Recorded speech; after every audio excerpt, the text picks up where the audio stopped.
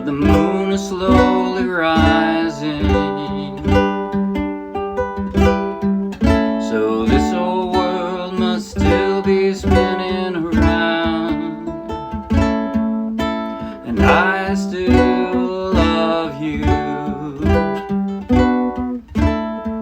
So close your eyes, you can close your eyes, it's alright. I don't know no love songs, and I can't sing the blues anymore,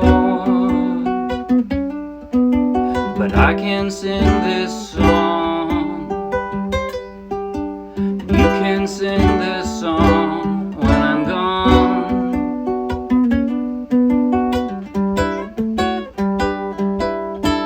But I won't be long before another day.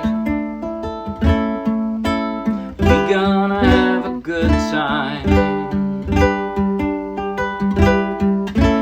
No one's gonna take that time away. You can stay as long as you like. So close your eyes, you can close your eyes, it's alright. I don't know no love songs, and I can't sing the blues anymore, but I can sing this song. You can sing this song when I'm gone.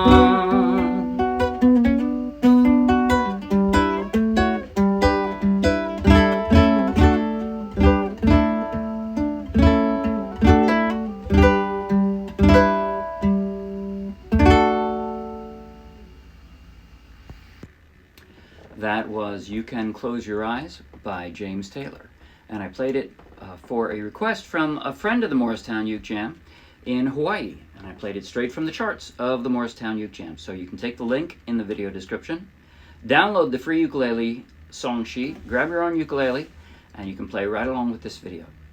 And if you'll be anywhere near New Jersey, anywhere near Morristown, New Jersey, come out and play with us. In just a moment, I'll do a tutorial covering everything I just played, and at the very end, I'll do a slow motion close-up play along. But right now, if you like the video, please like the video with a thumbs up. If you want lots more, subscribe to our YouTube channel.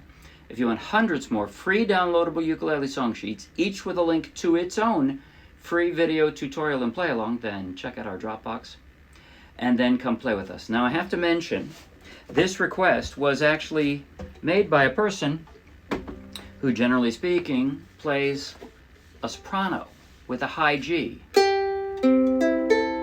So I'm going to suggest that you play it at least almost exactly the same way I did, but it's going to sound a little different, like this.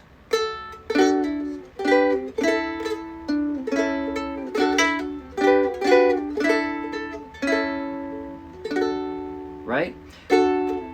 With the high G on there, it doesn't do quite what James Taylor did. He went bum ba da da da da. This will be ba da da da. And the same thing's true with some of the other stuff. The arpeggio during the chorus. Close your eyes. You can close. Sorry. You can close your eyes. It's all right. I would, instead of doing, because with many of these two strings are going to be duplicated, right, with a lot of those chords. So instead of using the same sort of arpeggiation I did with my right hand, what I would do to change it up, if I'm playing a high G, I would play less on that G string. I would play more on the lowest strings on the ukulele. So, close your eyes. So it's a little harder because the thumb, you know, that fourth string from the floor, you don't really miss that because it's right there, right? It's a little harder to play the second string, but you can do it. Close your eyes. You can close your eyes. It's all right. Sorry.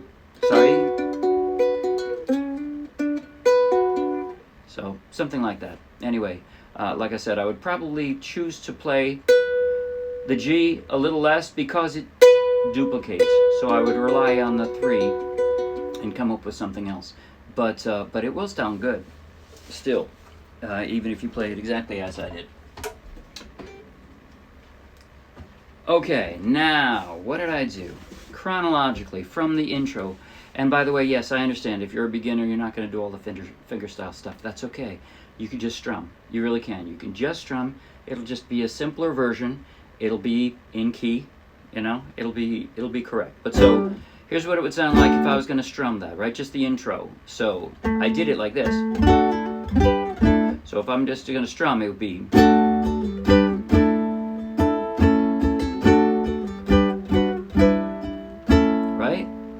You can do it that way. You absolutely can. Now here's what I did. I didn't write it all out because it was just too much work. But I started with plucking. Whoops, sorry. On the right key. Or on the right chord, rather. So this is on a G. So I'm plucking. I want to hear this as the melody. Sorry? Sorry? Right? That's the melody I want to hear. The way I did that, I did pluck, and then I strummed the D. That first time, I actually kind of held the A string with my finger, because I want to be more emphasis on this, instead of hearing it all the way up, instead of having it overwhelmed. So, and then a pull off with my ring finger, and a hammer back on. So, that's the idea. Right? So that's all on the D.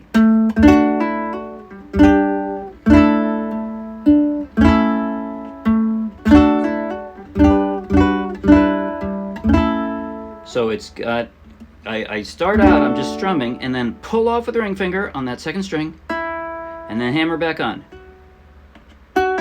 So that's it. From the D to the G, I'm sliding my ring finger up. That's the solidity point, right? That's the anchor point. And then I just pick them up and drop them on the A suspended fourth and back to an A. And again. From there to the G, now the G major 7, I'm going to drop my index finger flat. And then I pick it up again for the G6. And then I slide it down, the index finger, slide it down to the A. That's it. Okay, now in the verse, similar chords, but not exactly the same. So, well, the sun is surely sinking down. Well, that's mostly the same as we did already, but I'm doing a little different. I called it a strum arpeggio with the lyrics. Basically what I did is I always strum when I'm changing a chord.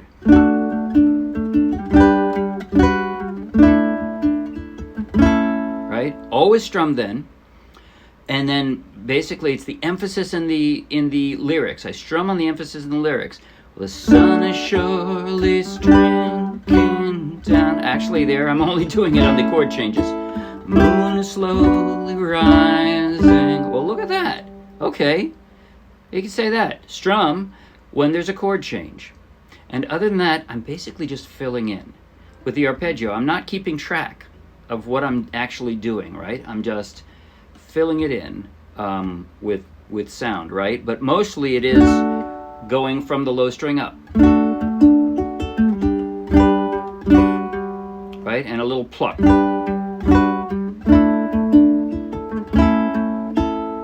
And sometimes, if I just need like one more beat, I'll just pluck the last three, you know, the high three strings. Sun surely sinking down, but the moon is slowly rising. So a lot of that is just strum, pluck.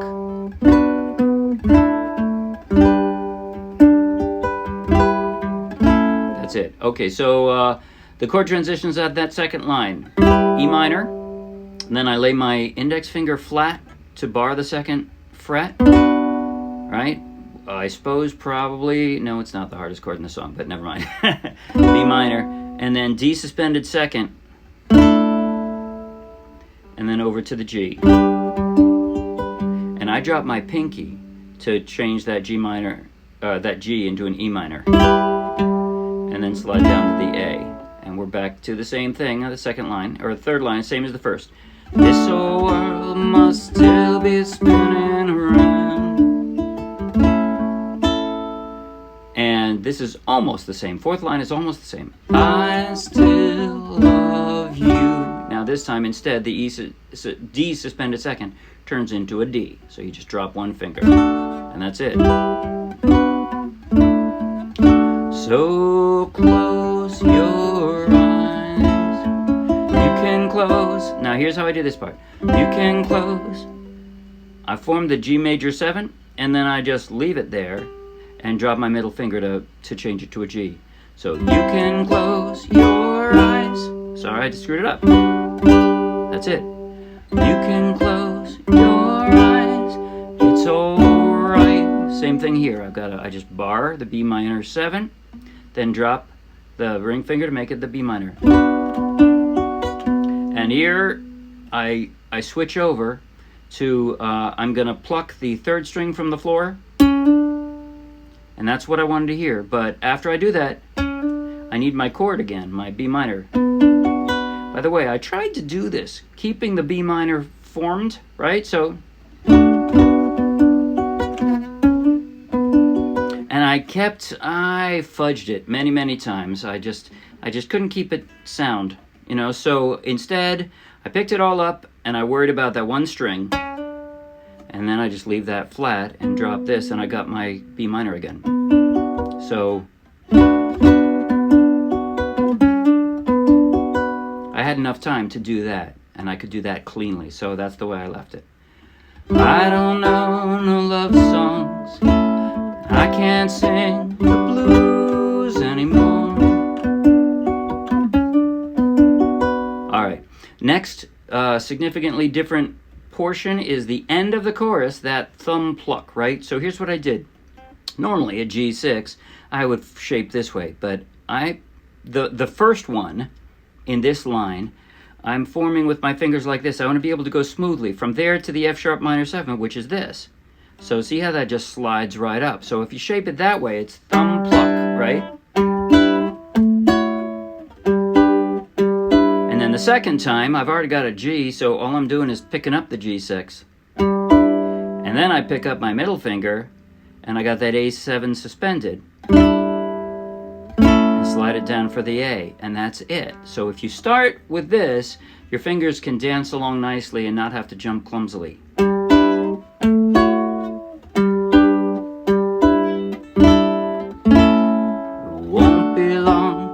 Second verse, okay. But then at the end of the second chorus, you do that, and you end up with something that's highly reminiscent of the intro.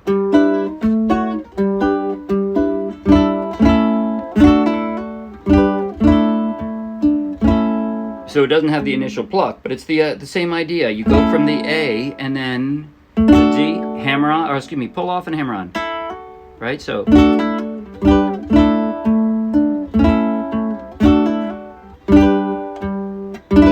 slow down and hang for the finish.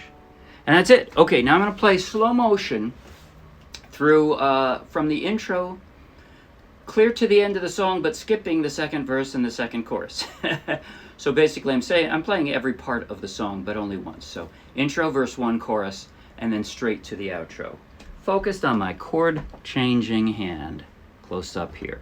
So here goes. Now I know some of this is doing with, yeah, maybe I should show both. All right, not quite as close up, but that way you can see what I'm doing with my right hand at the same time. All right, so here goes. Slow motion. 5, 6, 7.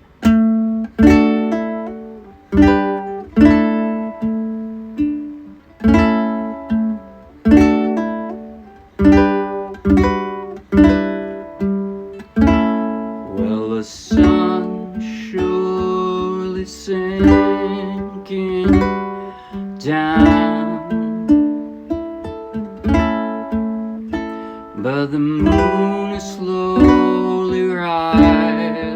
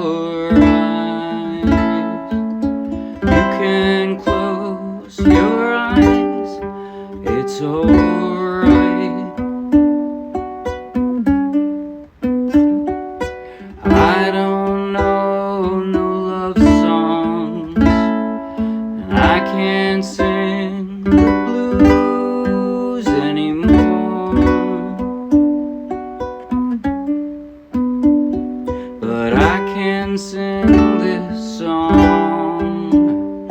Pull off. You can sing this song when I'm gone.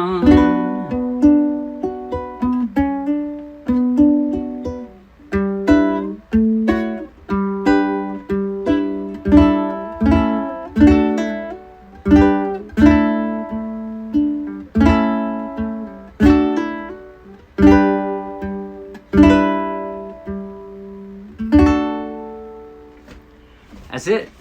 See you Wednesday. Bye.